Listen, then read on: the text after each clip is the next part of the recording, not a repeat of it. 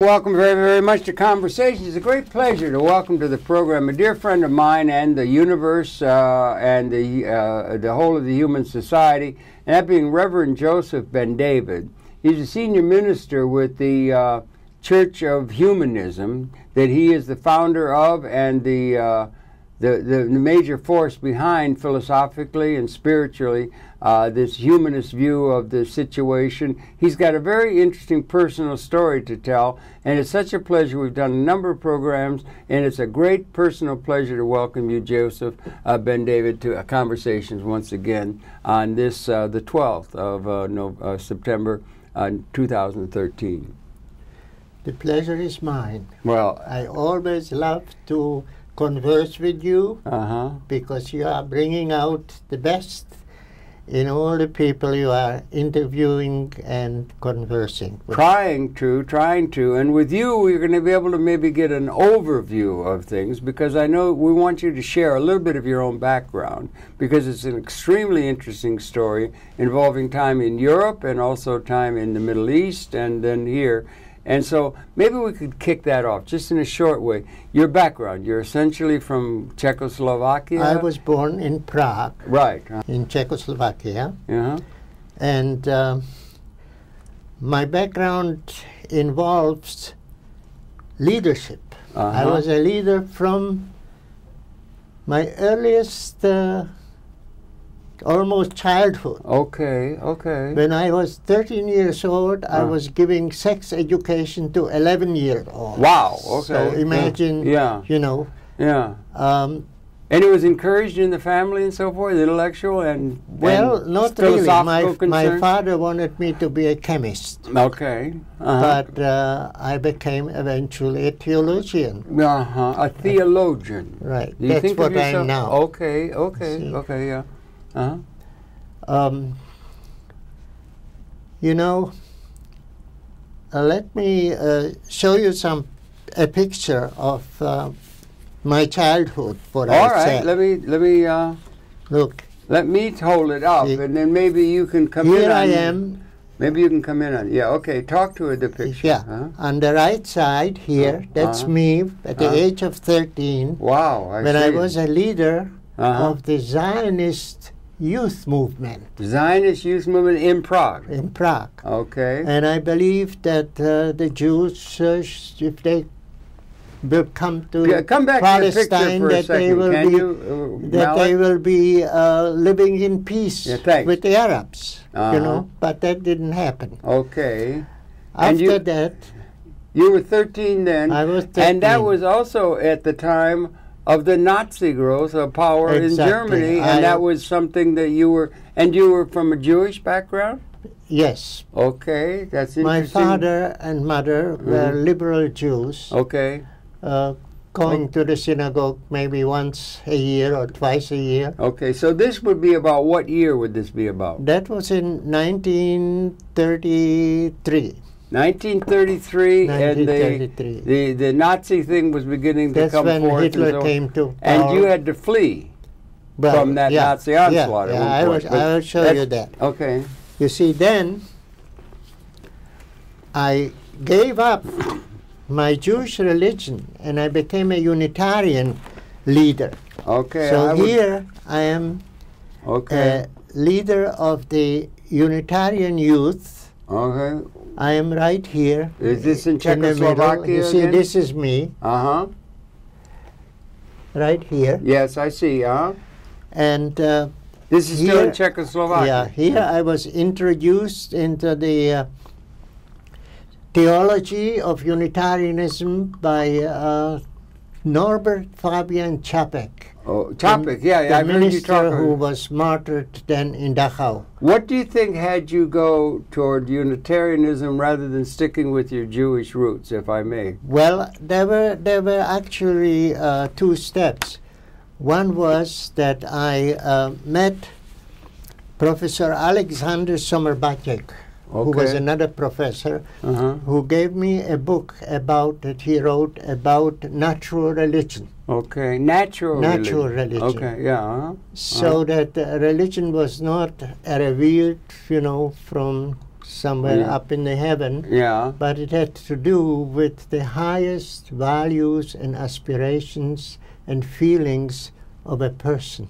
Aligned with the highest. You know. Aligned with the idea of natural law, do you think? There was natural laws and, you know, the general spirit of creativity. Yes. So I was defining religion as the creative process in nature. And what year would that be that you went with the universal? Well, that would have been 1937. 37 again. Yeah. This is against the backdrop of what was going on in Germany and in Europe and the Nazi growth. And then I had to escape.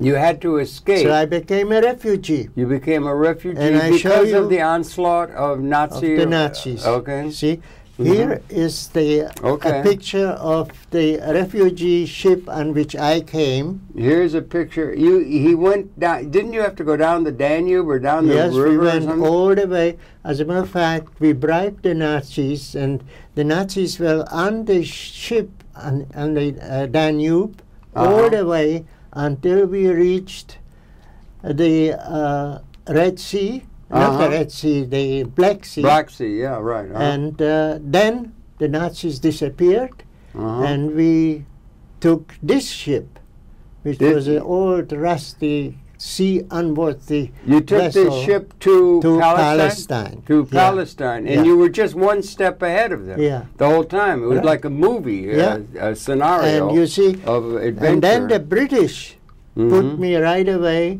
in detention camp. They took you to a...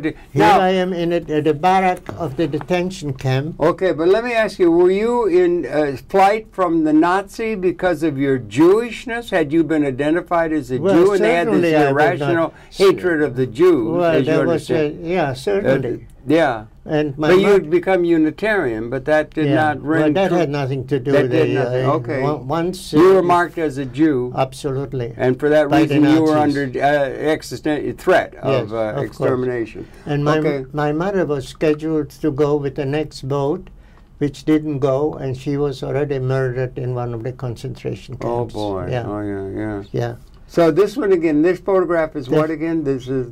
This is where I am in the detention camp in Palestine. You were put in detention camp as a refugee? As a refugee. Okay. And this is a picture that I drew. There was no question of you being turned back at that point, going to Palestine? Well, we did not know, but at this point they just kept us in a detention camp. Okay, right. Okay, and that was the British, right? The British. Yeah. And this is a picture that I drew in the detention camp. Mm-hmm.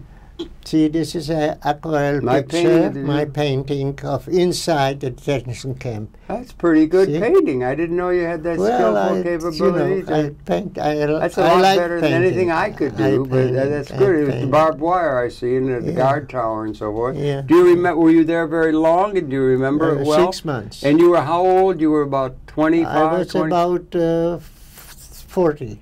40 by then. Yeah. Okay, so you got some years. No. I was, it was in 1939. 39. You were born in what year? 1920. 1920. So I was about 40, yeah. Oh, does that add up? I can't add up in my head, but okay. Yeah. And you see, one of the reasons that I also did something very interesting, I did some research in the Carpato, Ukraine, where I was trying to find out why do the Ukrainians hate the Jews. It was a sociological research. Is that something that's on the record? That was shortly before I left. Okay. You see? When you left from Czechoslovakia. Yeah. And the Ukrainians hate the Jews. Now, why would that be, or what did you find out? Why this hatred of the Jews in any case? In order to find out, I did not go into books. I didn't read books. Right. I actually went to a place called Yasina, which was in the Carpato, Ukraine. And I lived 3 months with Orthodox Jews. Okay. And overnight, I moved into the Ruthenian part of the of the village, Mm-hmm. and lived 3 months with the Ukrainians in order to find out. And I worked first with the Jews, and I did everything that the Jews were doing. And then I went to the Ukrainian part of Without making it known that you were Jewish? Well, I tell you. Yeah. No, at that time I was still identifying myself as a Jew. Not religiously, but, right. you know, like Culturally. people. Yeah, right. And so with the Ruthenians, I worked on a mountain called Hoverla. As a matter of fact, this is the picture. Here's a picture of Hoverla. Of the place. Here is Yasina. That was the Jewish place. Here is the Lazarshchina, the Ruthenian place, and here is the mountain called Hoverla. And I was working as a lumberjack on the mountain. Okay. That's how I discovered why they, one of the things, how I discovered why they hate the Jews. Well, Okay, what did you discover? I tell you, one of the anti-Semites said to me, you know, I hate the Jews. If I could, and we were working with these long sticks, the wood. Yeah. He said, but they had steel spikes. And Right, said, if right. I could, I would run it through the bellies of 10 Jews. I said to him, why don't you do it to me? I am a Jew. Yeah. And that was interesting what he said. What did he say? said, I wouldn't do it to you because you are working with us. Okay. Now, what does that tell us? What's it? Well, what's that this tells message? us that when there was a human connection, Yeah.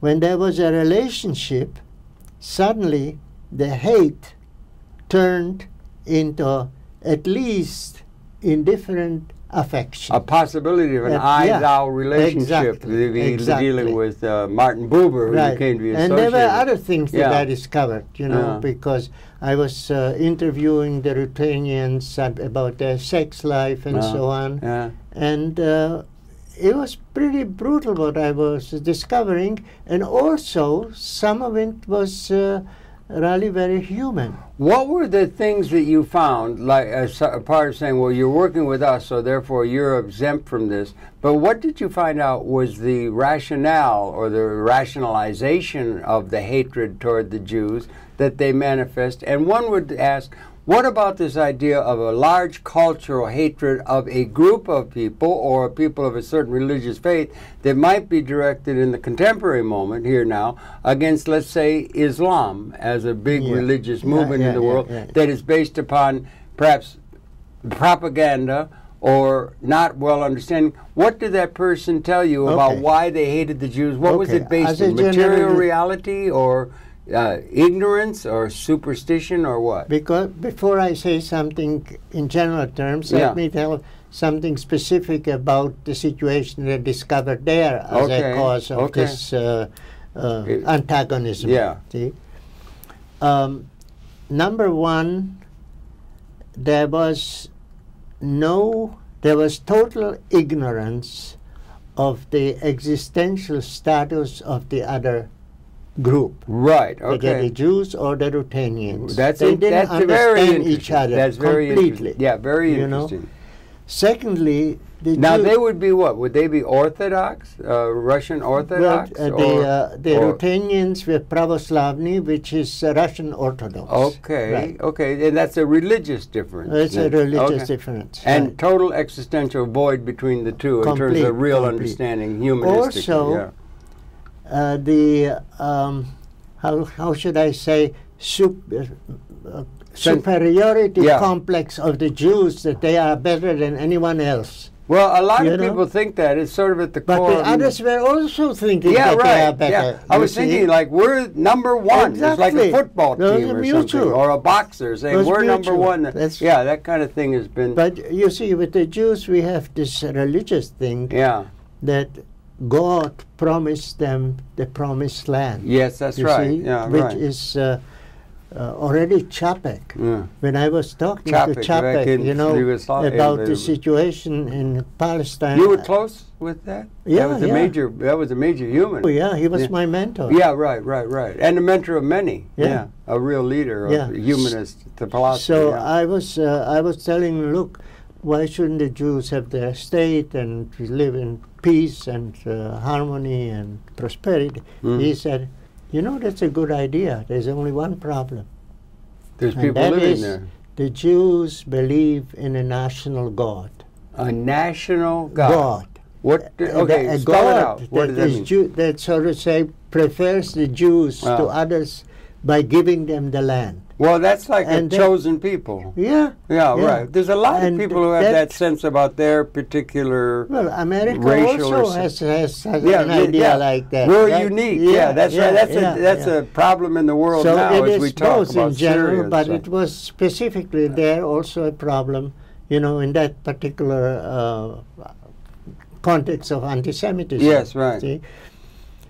So now we could relate that maybe because we only got an hour. One of the tyrannies of living is there's not enough time to get all the interconnected things in, and maybe we could relate that thing about the sense of uniqueness or hatred directed at another group to the current situation, because the enemy du jour, or let's just say we're looking at the time when we're contemplating Syria and the bombing and the gassing that took place, and the president and the Russian thing, and this thing that looks like some sort of a novel that's being written, the reality.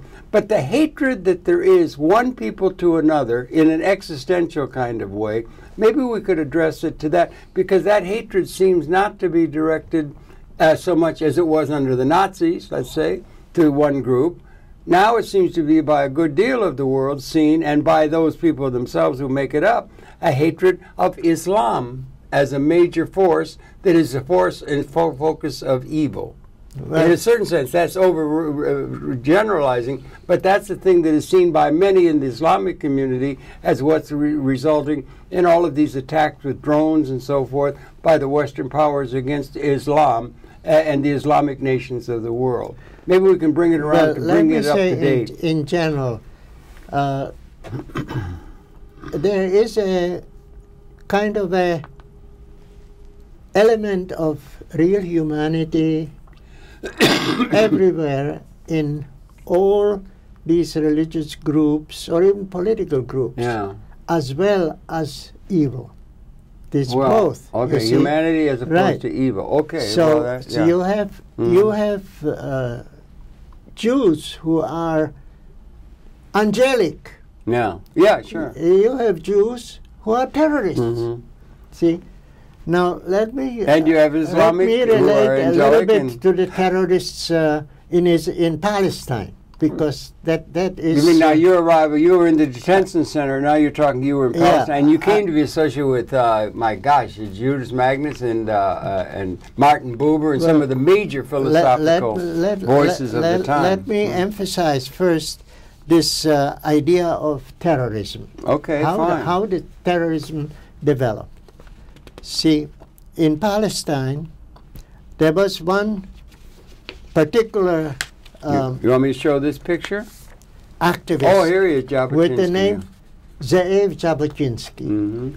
He was a major personality who was advocating military conquest of Palestine by the Jews. Yeah, he was a realist. He was, he was a, as he saw it, you can call it a realist. We don't know what the end of it will be. But in any event, he started it. And after him came Begin. Now, here is Begin. And Begin, he was prime minister. You see, Begin imported terrorism actually when he was a terrorist in Russia. Here he was arrested by the Russians for his terroristic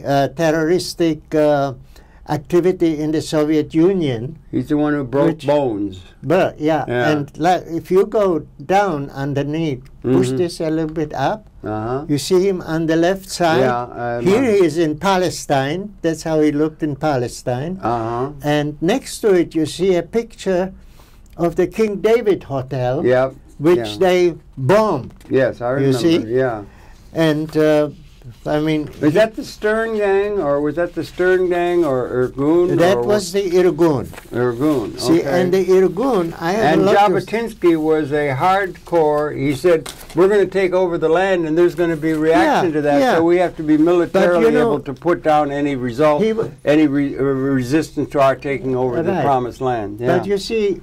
And let's not be talking about peace. We can call him terrorist, but in actuality he was a freedom fighter. Well, he was a freedom fighter in their eyes. And also remember that most of the geopolitical thinking of people, one group against another, the thing that gives a sense, I wonder what you think, Reverend. The thing that gives, you can have all kinds of ideas about, well, we're more advanced, we're educated, we're cultured, or something like that. But really, in realpolitik terms, what it is that gives political legitimacy to one group that is either established or is about to take over some established system and establish their own is it's called realpolitik. It's whoever's got the club, the weapon system to intimidate or conquer the other. That's the basis of political legitimacy, called realpolitik. So what matters is who's got the gun, or the advantage weapon terms that gives political legitimacy to a political entity, and it still seems to hold. Well, what we are talking about not is some principles of morality. The game of militarism. Yeah, militarism and realpolitik it's called. I just wanted to show you here a picture of some of the acts of what I will call terrorism. Here are British sergeants, policemen, hung by these Irgun people. You see? Irgun. You had the Stern Gang. And you wouldn't think that the Irgun people were such terrible people. I show you one person who was very close to them. You got another picture here? Yeah. Then? Okay. Now, this was my first wife, Sylvia Lilith Lilienthal. Okay. And she was from Vienna, a member of the Trumpeldor, which was already the precursor of the Irgun. And she knew all the leaders of the Irgun, and they were in my house all the time. So I was very close to it.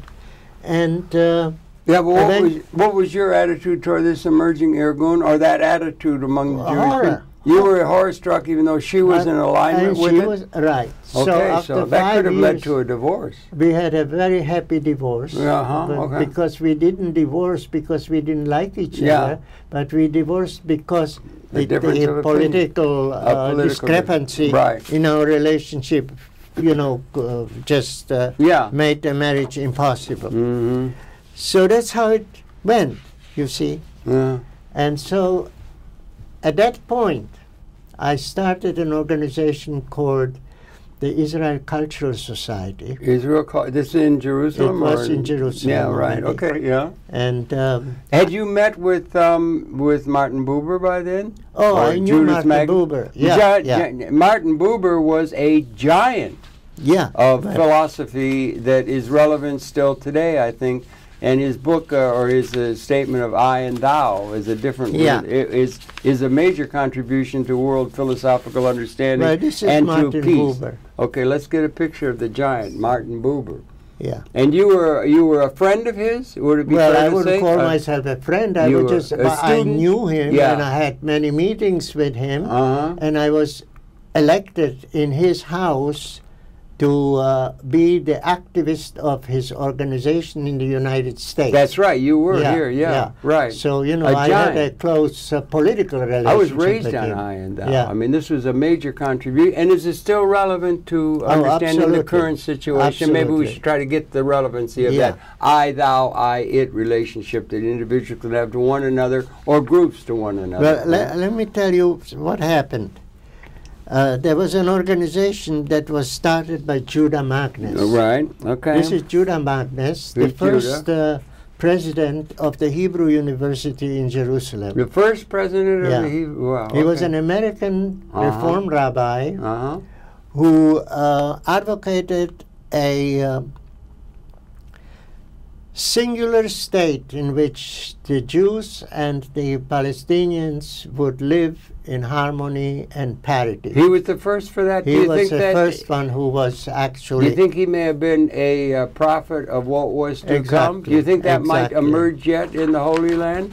Or well, what do you think? We want to get to some of these... I think that nothing else can realistically happen. Okay. And there was the third person, and I want to show his picture because nobody knows about him. Okay. This is Rabbi Benjamin.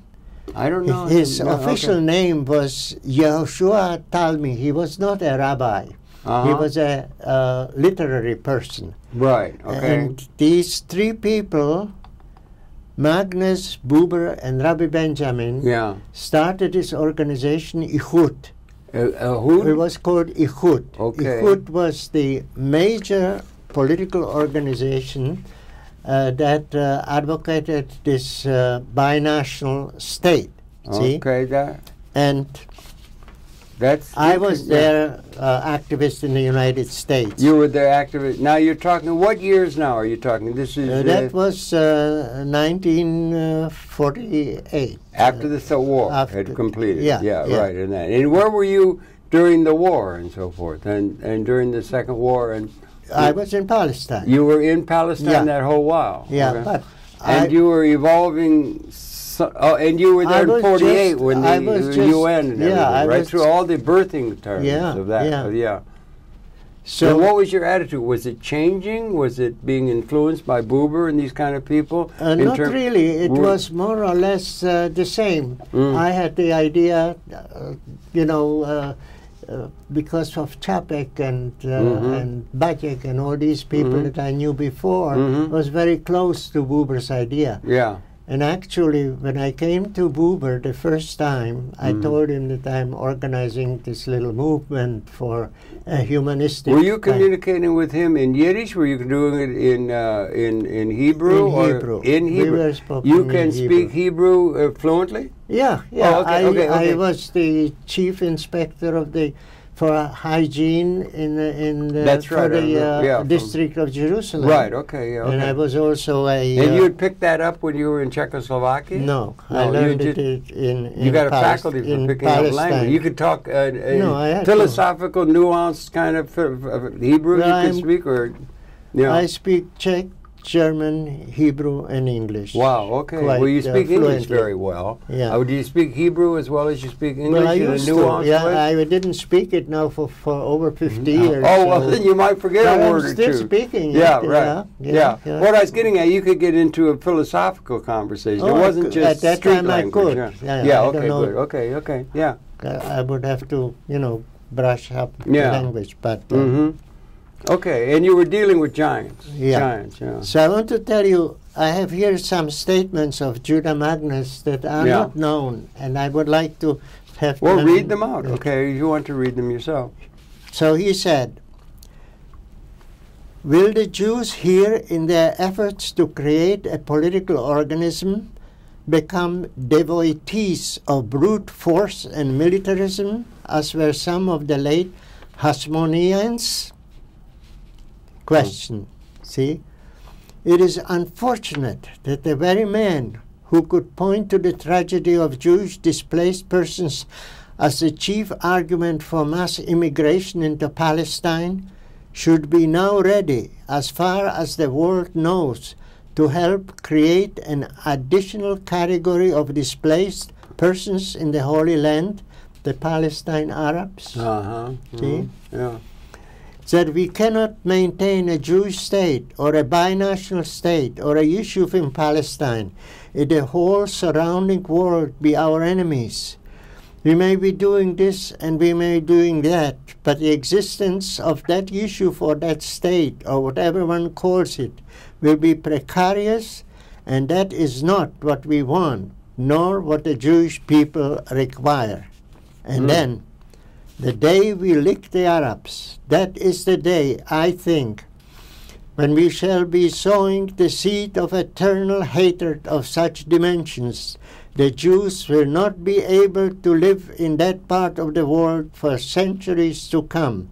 That is something that you had to better try to avoid. Boy, oh boy, that's a prophetic statement. And they definitely have licked the Arabs. Then I know they have overwhelming power, the Jewish... And then I know one thing that nobody else knows, because I got it from a friend of his before he died. And was a Jewish rabbi who was a friend of Magnus, and he said to me that Magnus told him, I will not return to Israel.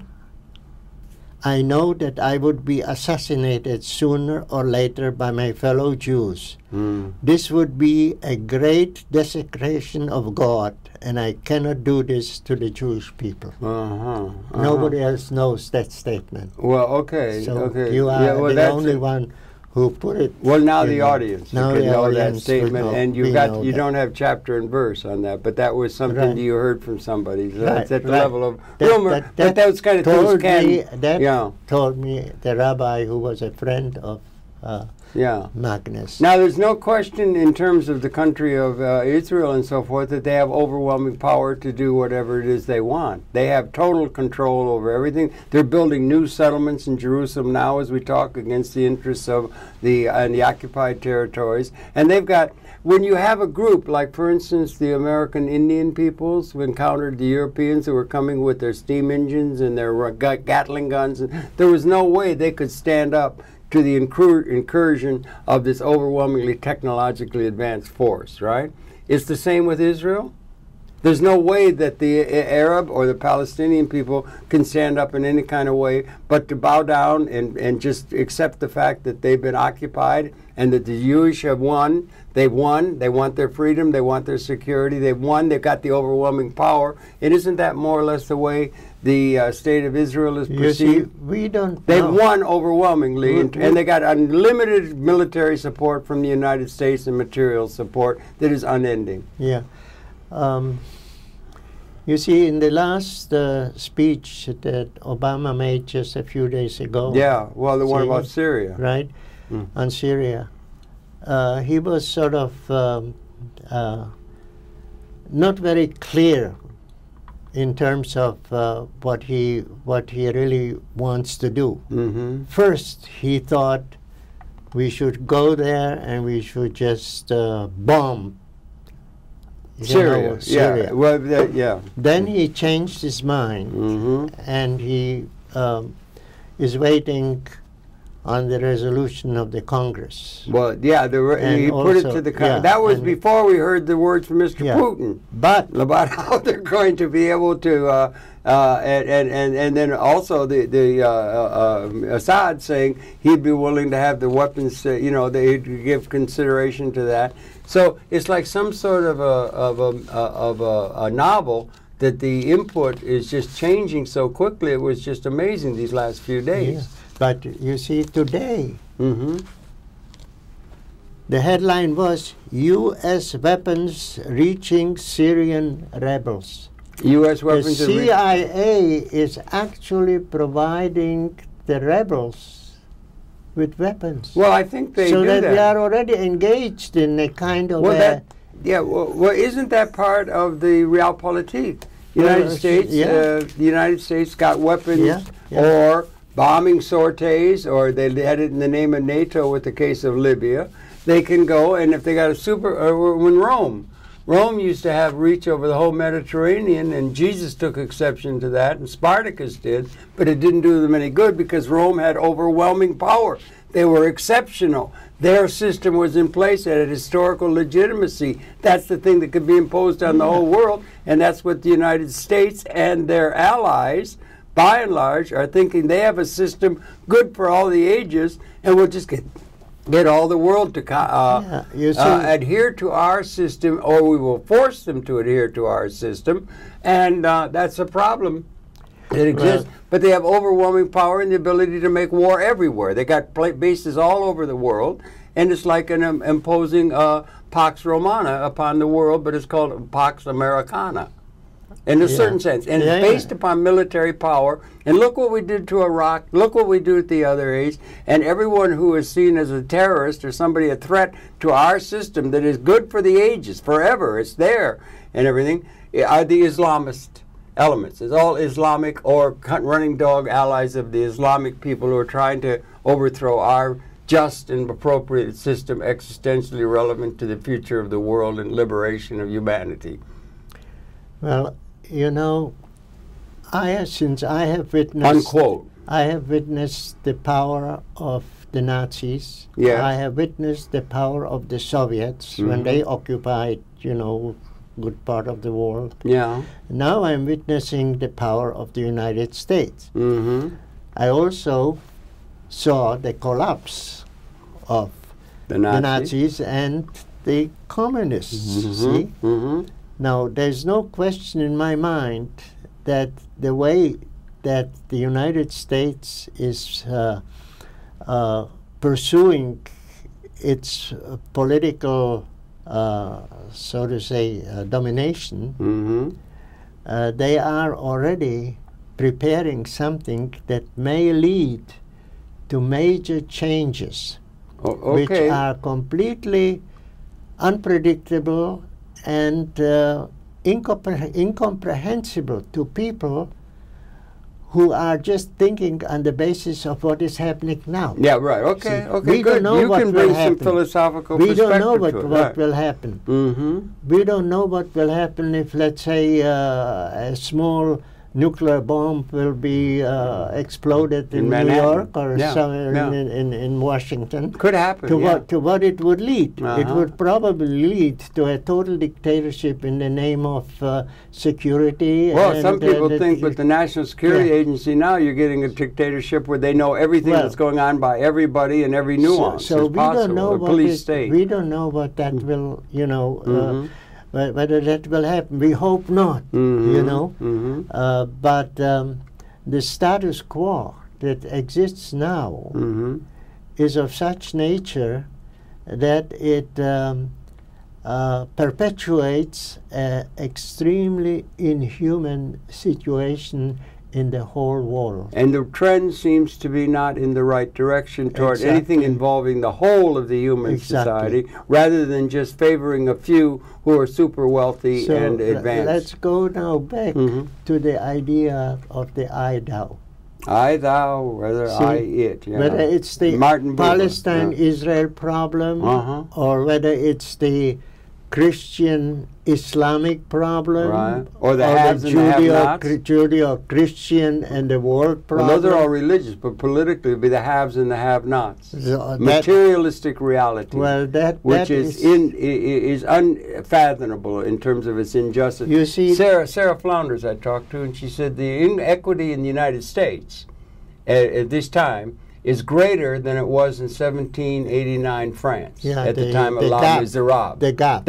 Yeah, it's worse than that. Absolutely. Okay, and that's here, and it seems to be just reified and accepted by the political class du jour. Yeah. You see, now we can come back to your idea where you feel so strongly about the abundance providing a possibility for a positive change. Well, that we now, because of the abundance, can create situations which would be possibly more peaceful and more humanistic or humane than if we are, you know, then if people are suffering from scarcity of food, of water, and so on and so forth. Well, I wonder if we might be able to put that into a historical context or something, and just as far, with some modification, it appears that we now understand how humanity came to be, and so forth. And it was through an evolutionary process that began about 200,000 years ago that humanity emerged out of Homo habilis up the hominoid line in evolutionary terms that can be understood without any of the spiritual questions about God or the creative force or the intellect in the universe, possibly up on the table along with the traditional spiritual things. And now we've gotten a point where that has a self-reflective consciousness that can ask the larger issues seriously, paintings on caves in France and this kind of thing. And then it also has a unique capability of extending consciousness through tools and technology to make the world other than in an Eden-like sense, the way most creatures encounter the environment about them as they're embedded in nature. Yeah. Okay? Well, now you put your finger on it. Yeah. Well, you see, yes. Technology versus the spirit. Well, yes, or you could have the spiritual traditions of various gods and religions that have had to address that capability that human consciousness had, presumably in Cro-Magnon caves. They would say, what's it all about? Whereas I don't think a crocodile considers such, okay? Or most of the creatures do not consider the larger issues. They don't have the capacity to do it. But they had to have creation stories to give some satisfaction to that need of humanity to understand the larger issues. But in addition, they had the ability to extend consciousness in tools at a material level, and that those extended consciousness things are called technology and tools, and then the leading edge of what gives political legitimacy to one group to conquer another is weapons. Whoever's got the club can go beat the other people and conquer them and make their tribe strong, and that's the basis of realpolitik, and those weapons now have become species lethal in an existential new way since the Second World War even. We were impotent at that level in the second, when you and I were born. We were adults even. And in that, there's an existential new reality on the destructive side. That's one of the premises that could be put forth. And on the other side, there might be a possibility of transcending material scarcity. Equally existentially significant against 200,000 years when there was never enough. Okay, and for one to win, another had to lose, all that. And we may be transcending material scarcity, which is a context that all of our political decision and design could be done in terms of. There's enough for all within an ecological context. There would be like a jump-up time, liberation, Messiah time, Moshiach time, the coming to the end of the human experience time, which is unique to this particular moment. And it's a little hard to get your mind around. But we can either liberate the human condition within an ecological context or annihilate the human condition. Both are there on the cutting edge of a sword that has two sides to it. Let me put it on a more realistic basis. Okay.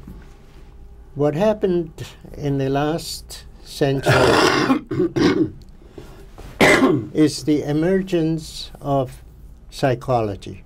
Yes. And psychology is a major, not just a weapon, but it is a healing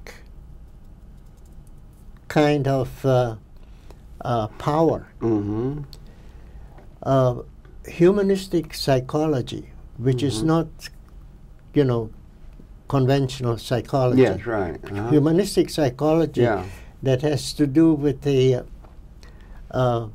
transformation of the psyche from a purely animalistic kind of parasitic or predatory reptilian core into a creative and compassionate kind of personal attitude.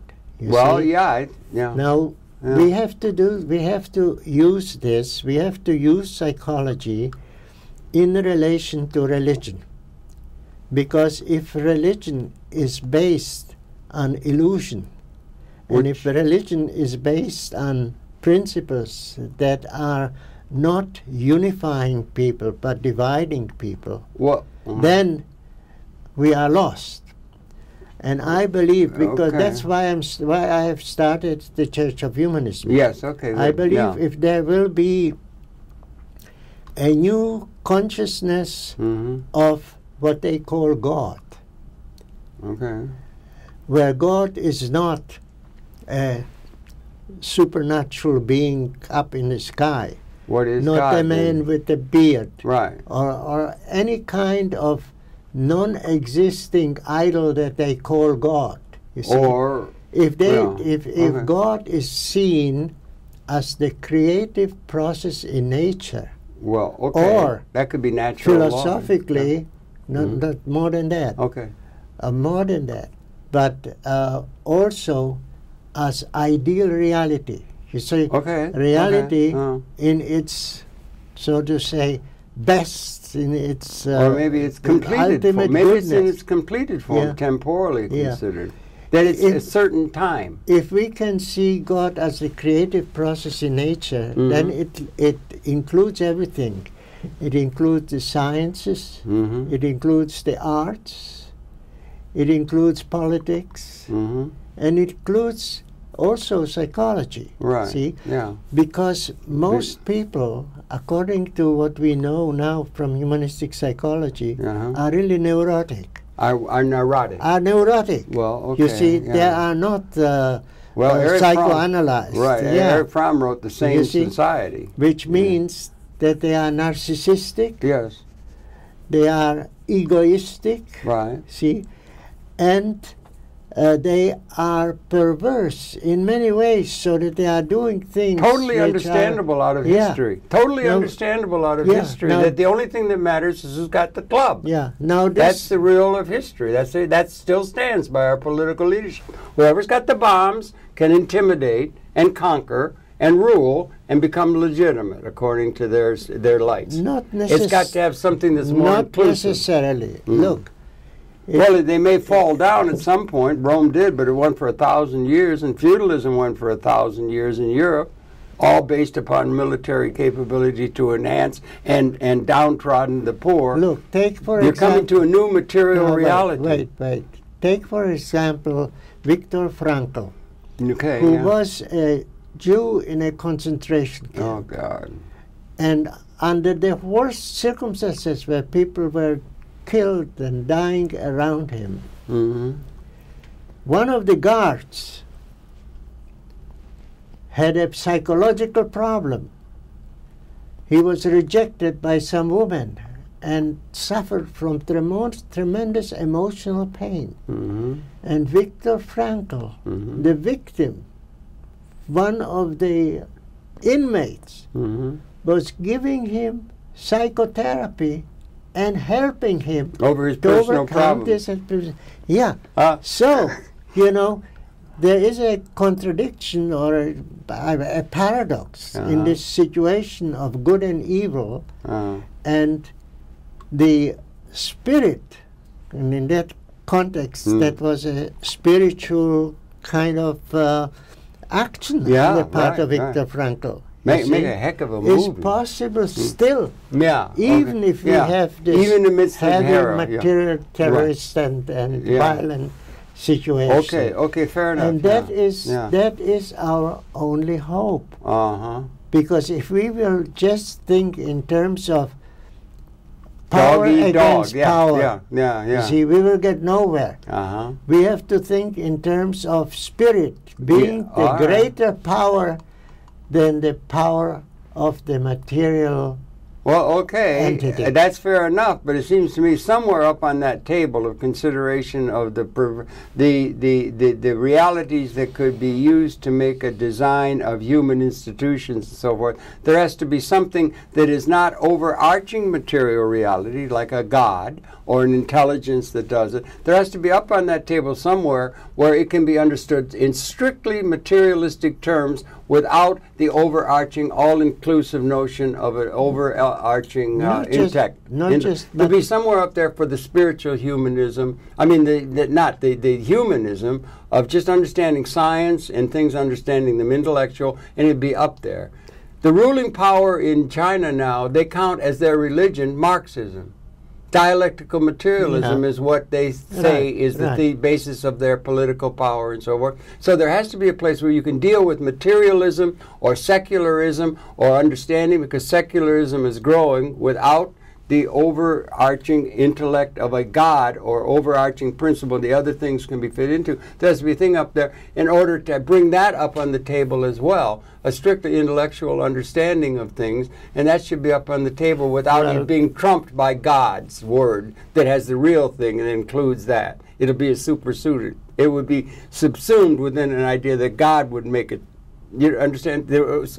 That's what I think. You have to have it up there on an equal basis. Intelligent understanding of science and so forth. Well, that's why I believe that we need a new kind of spiritual movement that would deal why with spiritual? This. Well, why I tell you use why the word spiritual. Why spiritual? Okay. Because when it's now that's over there. You got Buddhism, Taoism, you got all these different kinds of Catholic, Jew, all these kind of things. But why not somewhere on that table something that isn't spiritual or God-based or subsuming a material reality at a higher order? This is not easy to explain in few words. I have written an essay, which is entitled "The Next Step in Theological Realism." Okay, theological realism. Yeah, it deals with this issue.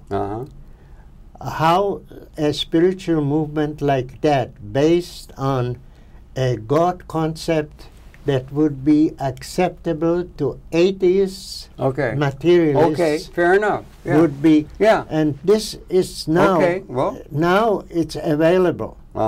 Where it hasn't been historically. No, this is really a very unique essay. You know, anyone can. Is it on your site? Do you have a link to it or something? It's a piece. A no, paper I you wrote. did not put it on the eBay. It may be published as an e-book. It may be. But you don't have a link to it on your website. I don't have a link to it because it's. I didn't want to publicize it so that my enemies, who will tear it apart, you know, premature using, because I got some very important people to comment on it.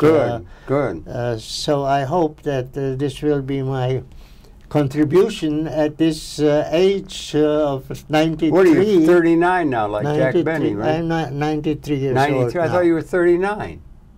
Jack Benny used to say he was always 39 until the end of it. I'm 93. God bless you. You sure are in good shape. Well, that would be very good if that could be brought up or brought out into I hope that this will be my contribution to peace.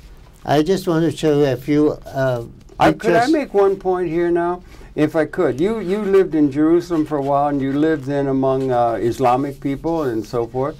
And this thing, I'm wondering about this, I'm wondering about Constantine, and I'm wondering about the prophetic tradition.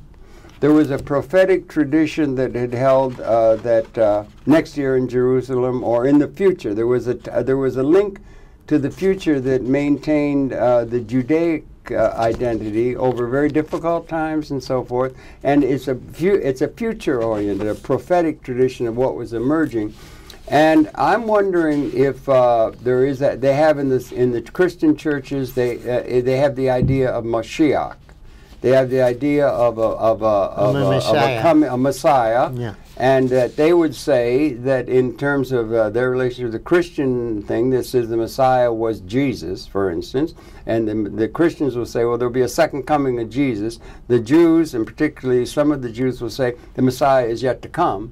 The Torah culture will say the Messiah has not come. Where is the Mashiach? You shouldn't preceding Israel, that kind of thing. But then when you go into Islam, you have, these are all in religious things, you have the Shia and the Sunni. I don't know if you ever got a feel for that or not, but the Shia seems to, that's Iran, right, and others, the Shia, and they're fighting about it in tearing up Iraq all over again over this. The Mashiach, they have the idea of the 12th Imam, or the 12th Imam. That's a prophetic view of their emerging a leader like Mashiach, or like the second coming of Jesus or something. Is that a serious definition? And they fight like tigers over the idea. Is it a fight over the idea of a prophetic tradition, or the one that's established that this is all there is, the prophetic tradition has already been done or something? Or is that a major issue that divides Islam and the world in terms of, is it the future, or is it time for the future to be realized, or have we done it already? That major issue in terms of understanding things existentially. Okay. We only got a few minutes left. The word Messiah in the Hebrew language is Mashiach. Yeah. And that comes from the root pulling out something. Okay. It's like pulling something out of a hole. History. Out of history. You know? Yeah, right. Okay, right. Rising. Right, exactly. And whoever that person will be, that will be the Mashiach. Yeah, right. And nobody knows who it will be, And whether there will be a person like that. But it's in the future. In the future. It's in the future. In the future, Yeah, that's a prophetic tradition. Right, Constantine seemed to make a peace with Rome in 300 BD. Yeah, well, and he made a peace with the power of the bees, the Right. system of the bee. In the United States now, the power of the bee, you make a peace with that because of that. But you see that there's a new thing coming that is not seen.